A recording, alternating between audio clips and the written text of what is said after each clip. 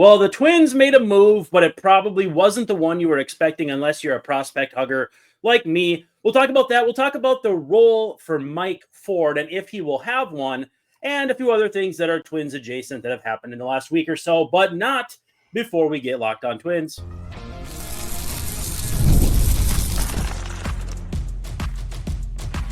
You are Locked On Twins, your daily Minnesota Twins podcast. Part of the Locked On Podcast Network, your team every day.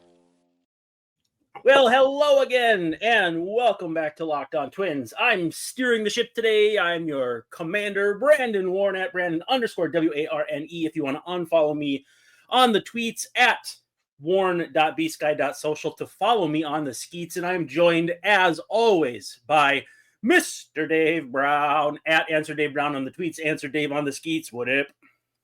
How you doing? I'm doing all right. Yeah, doing pretty good. You said you were watching Sopranos before we got on here, and I honestly have to say that's just another notch on my belt of have not watched before. So it's only a transformational series, one of the most celebrated television series of all time. You're not missing nothing. No, yeah, I haven't seen much with James Gandolfini yet, so probably gotta. You haven't seen much of him lately, that's for sure. Yeah, no, that's true. Today's episode is, again, Locked On Twins, of course, and thanks for making us your first listen every day. We're free and available wherever you get your podcasts, as well as on YouTube. And, of course, as part of the Locked On Podcast Network, we're your team every day. Today's episode is brought to you by Gametime. Download the Gametime app, create an account, and use code LOCKEDONMLB. You'll get $20 off your first purchase. Again, that's the Gametime app. What time is it? Game time. So, as we were hopping on the air, Dave, the Twins made a move.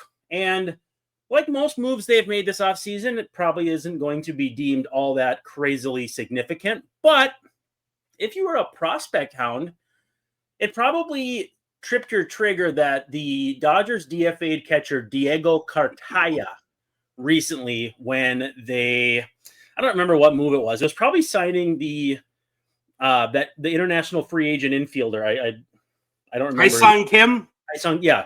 I believe that corresponding move was DFAing former top prospect catcher Diego Cartaya, the map maker. And this morning, the Twins announced that they have traded for Cartaya. They have traded 20-year-old right-handed pitcher Jose Vasquez. If you haven't heard of him, it's because he's only pitched in the Dominican Summer League for the Twins the last 2 years.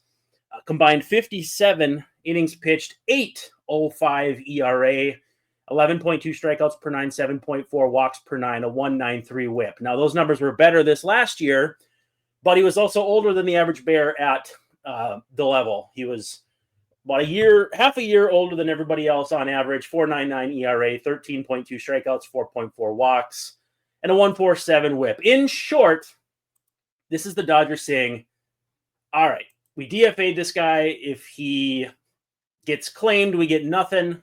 If we trade him for something, at least we get something, And so Cartaya has been as high as number 18 on Baseball America's prospect rankings. That was before 2013.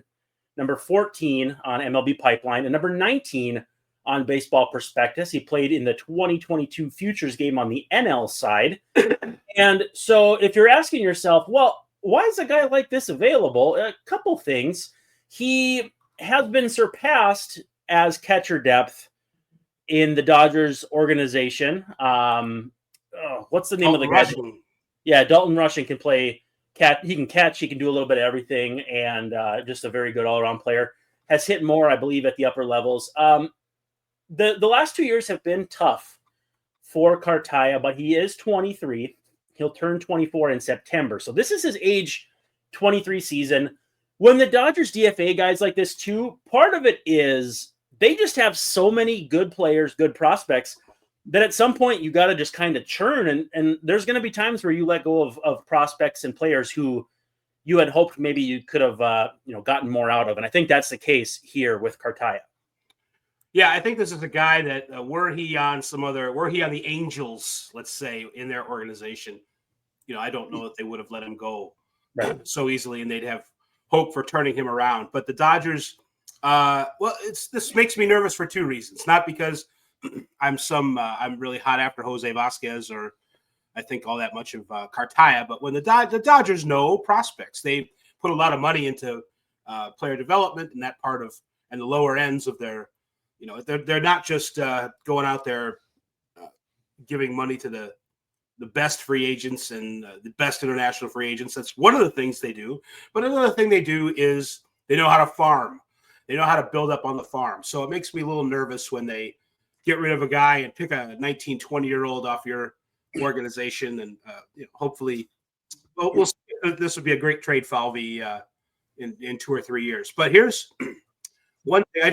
My strongest opinion about Cartaya relates to something somebody else thinks of him. Jared Seitler of Baseball Prospect Bus. Love him. The declining performance of Cartaya over the years and how he and many others missed and what they missed when ranking him so high on their prospect list. This is what Jared Seidler said. Ironically, the missing piece on Cartaya might have been eye scouting all along. Not I, but I. He was physically mature at a young age. His swing is pretty as right-handed swings go, but his bat path is kind of grooved. Low A pitching got a whole lot worse coming out of the pandemic because of minor league contraction, and Cartaya destroyed it. Once the pitching got better, his quality of contact and contact ability both imploded. So that's that's why you got to read a lot of different writers about prospects. They know more than you do. They tend to anyway. So it sounds like something that maybe could be fixed. He's still young enough, but also if it doesn't work out for him, I think we've kind of read, why maybe he was overrated and why he's kind of got a brick wall. So they've got to fix his swing. They have that's what Borg Schlutz's for. They brought him in from the Orioles. Again, a former Twins organizational guy. We'll see what he can do with them. And maybe the Twins will have something here in a couple years. Well, I guess my question about what Jarrett said was that the compression of the minor leagues diluted the quality of pitching. I'm not sure I understand that. That seems counterintuitive to me if I'm hearing it right. Let's see. Low A pitching got a whole lot worse coming out of the pandemic because of minor league contraction. Doesn't that seem counterintuitive?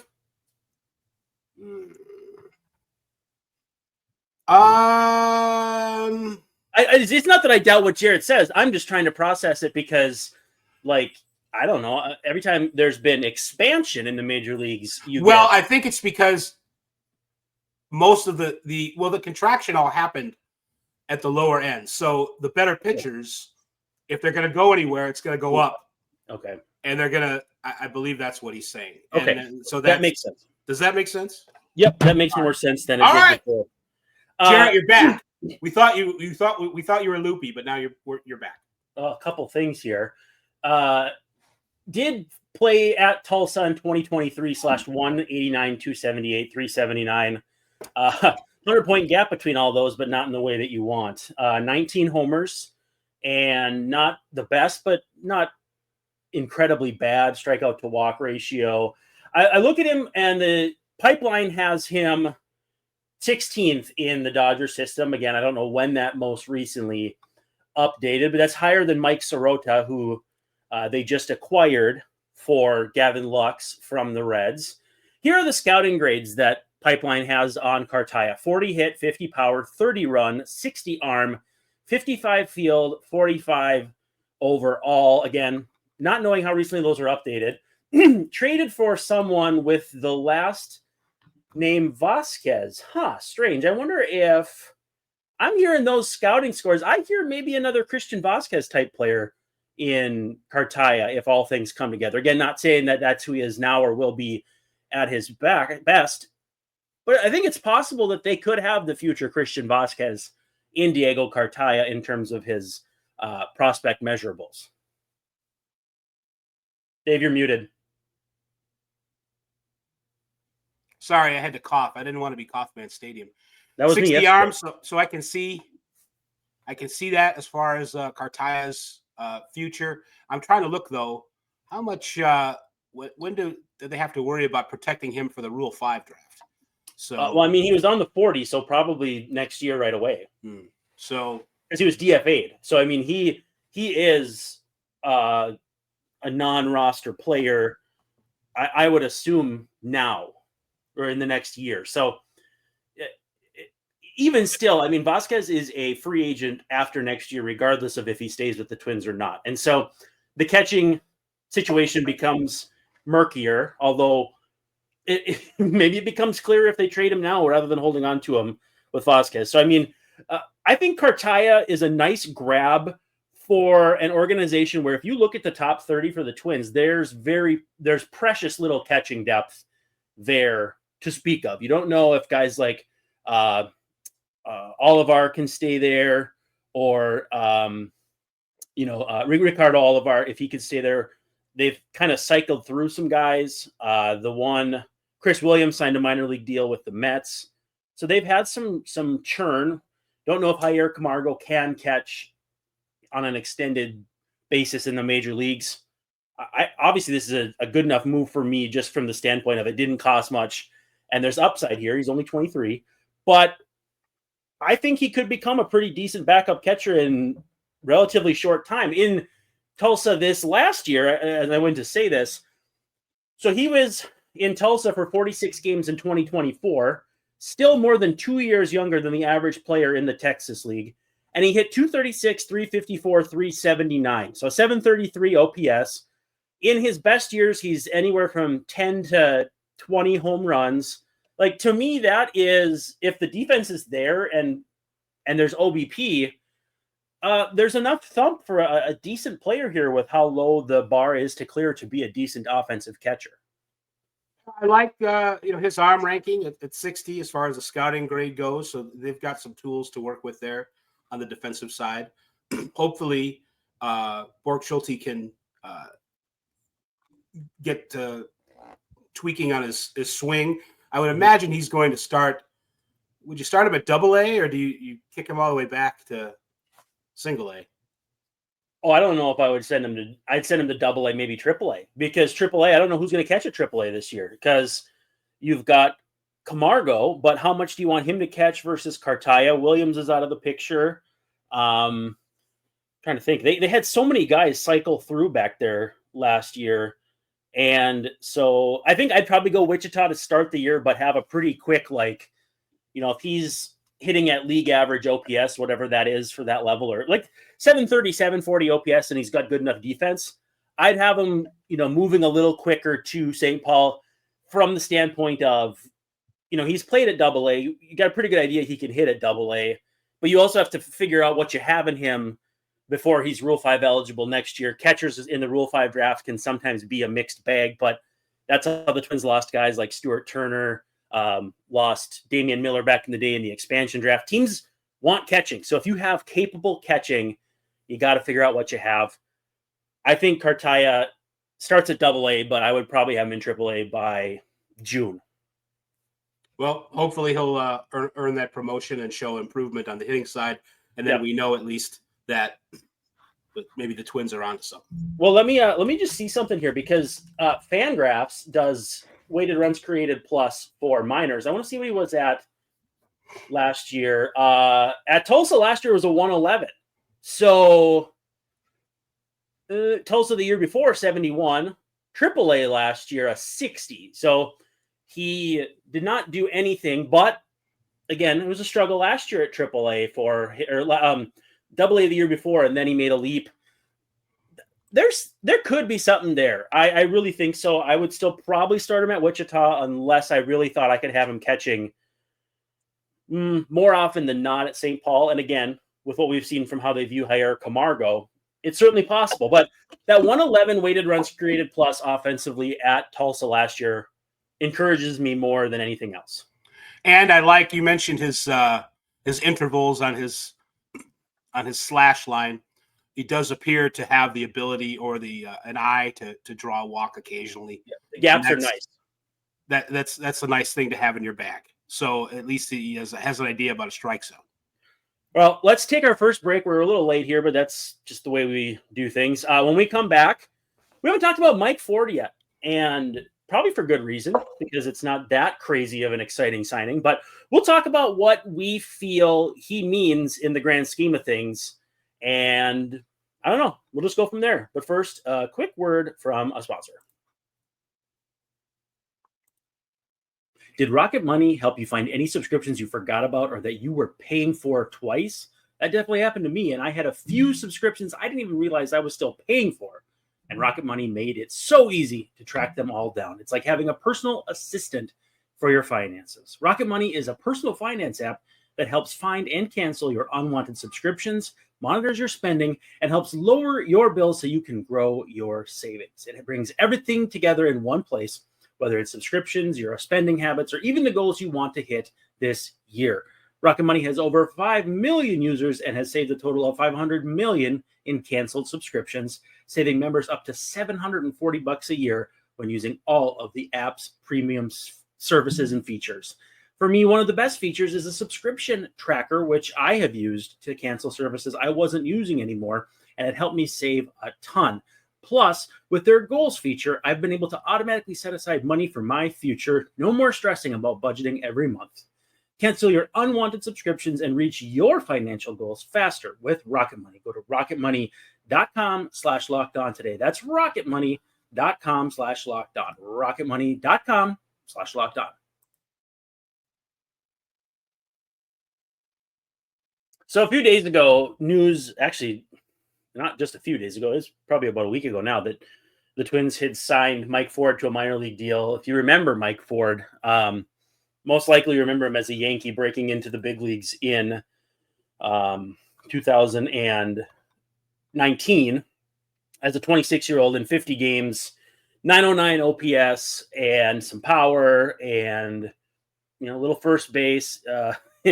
He's pitched a couple of times too, which we don't need to get too excited about that. But he is a career 205, 298, 402 hitter. He's played 251 big league games. And let me just say this. I'm not in the business of giving dating advice, but find somebody who pursues you like the Seattle Mariners have pursued Mike Ford over the years. December 14th, 2017, Mariners drafted him from the Yankees in the Rule 5. He's returned. March 16th, 2022, signed with the Mariners. May 12th, 2022, purchased by the Seattle Mariners from the Giants. January 9th, 2023, signed as a free agent with the Seattle Mariners. So his entire transaction history is littered with not just the Mariners, though. Amateur free agent, Rule 5 draft, and returned. Yankees trade him to the Rays for Aldenis Sanchez. If you're not familiar, that's okay. Claimed on waivers by the Nationals, signed by the Mariners, purchased by the Mariners, off waivers by the Braves, released by the Braves, signed by the Angels, signed by the Mariners, signed by the Reds, signed by the Reds, signed by the Reds again, and then sometime overseas. Numbers overseas, not all that great. He's a first baseman, left-handed swinger, right-handed thrower. Smart guy, went to Princeton. So, that's probably another thing that will be brought up a lot if he plays in the major leagues at all. But last year with the Reds, he went 9 for 60, a 150 average, 411 OPS, hit a homer, hit a triple, but that was it. 17 games. Has not spent that much time in the big leagues in general, outside of, in 2023, he had 83 games with the Mariners, hit 228 with a 323 on base and a 475 slug. So 2 years where he's hit, and then the rest of the time, not really. Now, is this more of a Lucas Duda move or of a Donovan Solano move, in your opinion? Lucas Duda signed with the Twins 7-8 years ago, well after the luster was off, and it was more along the lines of, let's see what he's got. Carlos Quentin was another name I pulled out of my hat for that. But then Donovan Solano was signed, and while he didn't sign a minor league deal like Ford did, I'm sure the Twins would have been just fine giving him one all the same. We all kind of wrinkled our eyebrows like, Donovan Solano, I'm not really sure I see how that works, but he ended up being a pretty big part of that team. Do you get the sense that they're going to rely much on Mike Ford? Because the way Darren Wolfson put it, the Twins were excited to see how he fares this spring, but that to me kind of felt like agent speak more than anything. Yeah, he's a very interesting person. He's, you mentioned that he went to Princeton. He's got a degree. He's even got a history degree from Princeton. So there aren't many major league ball players who manage to, have their degrees from college, much less go. I'd like to hear more about his journey. I think he's got some very interesting stories to tell. You look at the statistics, however. Let's get him on the show. I'd like to. We should make some inquiries about that for sure, just to see about where he's been. He was in Japan last year. He didn't do particularly well. No. He hit really well for, you mentioned his major league history a couple years ago with the Mariners, and he kind of finally broke through and was able to get on a hot streak for a while, hit some home runs, and he's got AAA down. He's been a very solid AAA player with the ability to hit for power and draw some walks, and you mentioned he's a first baseman. I think without knowing any color from what Darren Wolfson said about him at the time that he was signed, he seems to me to be a St. Paul guy, a guy to kind of have in weight at St. Paul to kind of make their team whole, to give them a good hitter in the middle of the lineup. And that's good for those players. Maybe a Chris Colabello type? Yeah, something like that. That's true. But, we're looking at this in terms of, he seems to me to be a minor league depth guy. It doesn't seem to be somebody that, if they don't bring anybody else to compete for first base in spring training, maybe he'll do that. And maybe he'll do that anyway, even if they bring in additional people. But to me, Mike seems like somebody for St. Paul at this point. Yeah, and it's an interesting second wave of first basemen, because the Twins have, because honestly, there's not really a first wave. But if you were to say the first wave was Julian and Miranda, the second wave becomes Ford.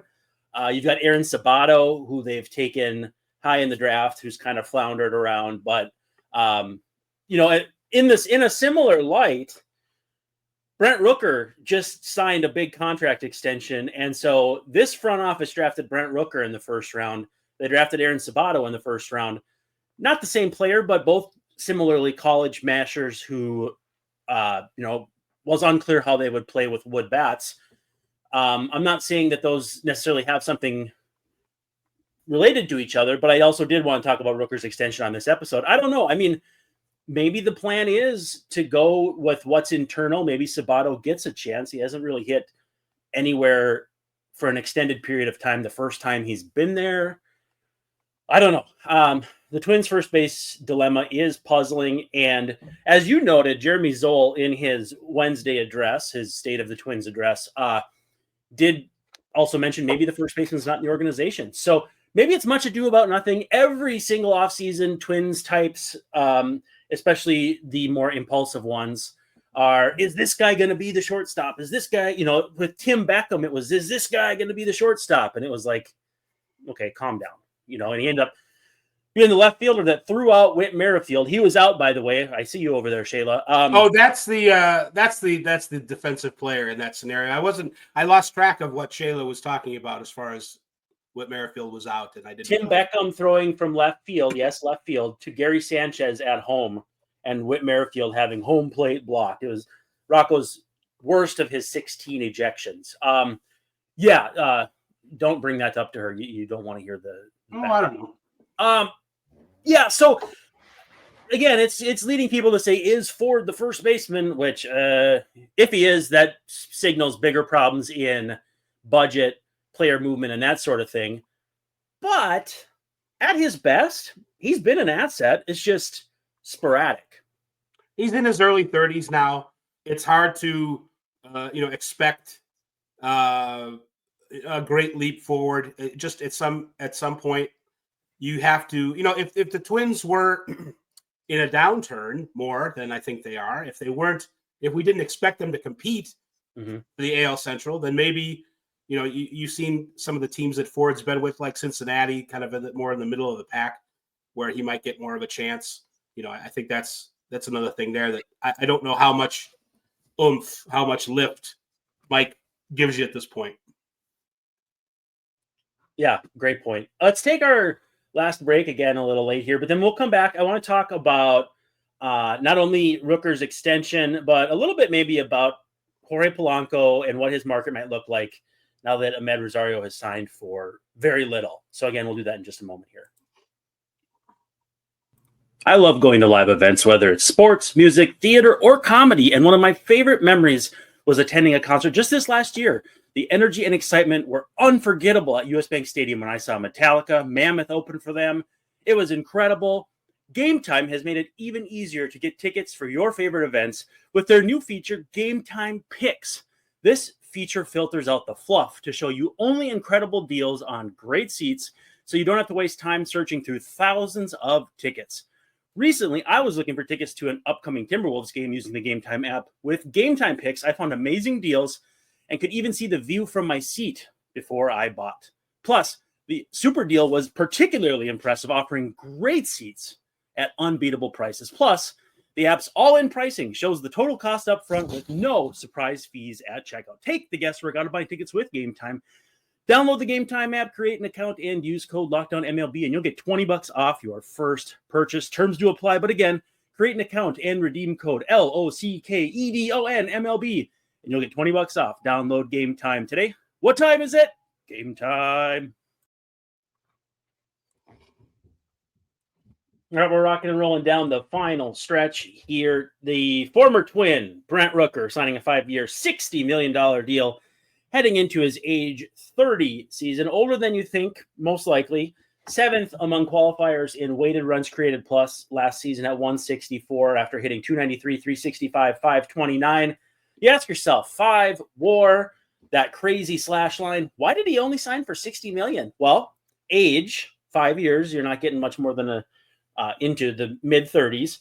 And the profile for a guy like Brent Rooker is such that if you have a tough year offensively, the chances that you're non-tendered and basically have to start over are much higher than they are if you have defensive value or play up the middle or any sort of other thing. So while he may have forfeit the amount of total money he could make over the next 5 years if he hits his, say, 80th percentile each year, in exchange, he gets long-term security, excuse me, insofar as much as a team like the A's can give it right now, for a guy whose profile doesn't really also lend to that. So I think great deal for Rooker to get it, even though he was, for all intents and purposes, a top 10 hitter in baseball last year. He's had a couple years now where he's gone over 30 home runs the last couple years. That's a great sign with good, and that's Oakland, not an easy place to hit. So there are good indicators that he's going to be able to do this for a couple of years. But when you get to your late 20s, and let's see, he's 30 now. He turned 30 on November 1st. You're running out of time. Basically, the clock is ticking. You don't know how much longer you're going to be in this game. So he's got to. It's good that the A's decided to. I think the A's decided to pay him because they have to, because of the rules. They've gone so long without using their revenue sharing money that is, that you got to use it or lose it, or I don't know what the penalties are if you don't use it. But they've gone so long without Fisher's gone so long without paying anybody that they had to give it to somebody. So I'm glad it went to Brent Rooker, who, at least as we know him on social media, on Twitter, is a great. You know what he is? He's amazing face of the franchise. I mean, he does the work of an entire public relations department. The way he deals with fans and answers questions and provides content. I kind of hate that phrase, but he'll talk to Vinny Pasquantino about stuff and other players, and it just gives you a good feeling. Like, this guy who plays baseball for the A's, he's kind of like us. He's kind of like a fan. Do you know who he reminds me of, the hitting version of? No. Trevor May. Yeah. Former Twin. For sure. Trevor May's definitely somebody who is a fan of the game that he plays and enjoys growing the game in that way, not just as a player. But, I mean, you look at Trevor May, career ends suddenly, doesn't go deep into his 30s. So that's why it's good that also in Oakland, by the way. Yeah. And One favorite Trevor nasty May story once gave nasty me thing to say about ownership there, but go ahead. once gave me 4 cases of red, whatever the Red Bull is, the red version of Red Bull.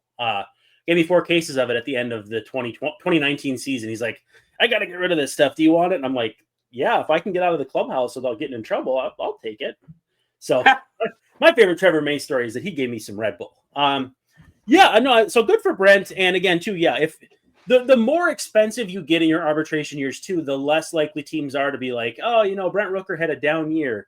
I'm going to give him $16 million or even 13 or 12 because in theory, there's a non-zero chance some thumper like Mike Ford could do that for half a season or a season, just out of the blue. And the projections, Steamer and others are thinking that Rooker's more like his 2023 self, which is still a plenty good player, but closer to 2 or 3 WAR than 5, about a 135 weighted runs created plus. That with minimal defensive value is still a nice player, and at $12 million a year, I mean, you're not breaking the bank either. So it's I think it makes sense the other way around.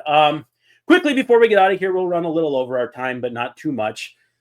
Ahmed Rosario signing 1 year, $2 million. Obviously, while you were gallivanting and alohaing, Greg Masterson sat in your chair, so you can blame him for the smell. But he wanted Ahmed Rosario to be a Twin. He was convinced that it was going to happen. Wash that all away. If that means that the price comes down on similar caliber veteran mercenaries, and by that I mean 1 year guys you'll be hiring and then they can continue their career however else. Like if Jorge Polanco has a year that's good, he could get a multi-year deal. He's still only in his early 30s, right? However, at this point right now, nobody's giving him a multi-year deal. That to me is the kind of player that's probably going to be undervalued at this point of free agency and in this specific marketplace. So I'd be all on board going after Polanco or someone like that. I think the Twins are in a better position to sign guys like that than they were ever for Teoscar, Profar, whoever. So with that said, I think the Rosario signing could signal the winds changing in the market to where some of the lower tier but still starter-ish caliber position players are going to start coming off the board at prices the Twins might be willing to meet. Well, I think it's also a matter of Falvey being able to convince, persuade, whatever ownership that, all right, we've reached the point of no return here. If we're going to add anybody in free agency, if we're going to add depth to the team, now we have to do it because we're running out of players. So we're running out of time to do it. And it's not so much that the prices are going to get any lower. It's like, yeah, this is probably as low as they're going to go. We're probably not going to get a great more value if we wait until, March 31st to bring somebody in who's, trying to do a Jordan Montgomery or whatever. So I think that's the thing. It's going to have to just be obvious to the Polads that this is the best we're going to do. It's the most money we can save. It's the smallest expenditures we can make. So it's time to bring in some players. That doesn't necessarily mean great things for the quality of the players that Falvey wants to bring in or is able to bring in, but maybe it will get them to act. Maybe it will get them to actually do something. I don't know. Beyond the Diego Cartayas of the world. Somebody sent me an image. It was, my name is Diego Cartaya, and I'm your catcher. Prepare to die. I saw that on Twitter, and I responded. I said that looks actually like Paul Stanley of Kiss. So that's pretty good. Yeah. Well, I'm on board with a Polanco reunion. It may be a round peg in a square hole, but the Twins could use players. I think Jorge Polanco, if healthy, can still play, and I love that sweet switch hitting swing of his. And so wherever he would play defensively, it would make people happy, and you get him at second base. It would take some. You maybe could play him at first or play the Frenchman at first. So there'd be that. Maybe less of a reason to move Lewis over there. Yeah, it would be fine. I assume that he's going to be better than his 2024 self if healthy. So he had moments where he was good too. Like he had a stretch in the second half or middle of the season. Mid of the season is probably a little too on the nose, but middle of the season where he was pretty dang good. Yeah, Seattle is a difficult place to judge a guy to how well they hit. Well, and this would be good PR season. for a group that could desperately use it. For sure. Although does ownership realize that? Do they even care at this point? Maybe I think they are just trying to get as many dollars as they can for the team at this, and because they're like, well, we're not going to have to worry about PR in 6 months anyway, so who cares? Yeah. No, that's probably right. Well, hey, that's all we got for this edition. Hopefully the Twins will sign or make some more moves. But for now, Diego Cartaya, Mike Ford, what could be next? We'll find out. You have been hanging out with us on Locked On Twins. He's Dave Brown. I'm Brandon Warren, saying thank you so much, and we'll see ya tomorrow night. Tomorrow night. Prepare to die. Prepare to die. Prepare to die. Prepare to die.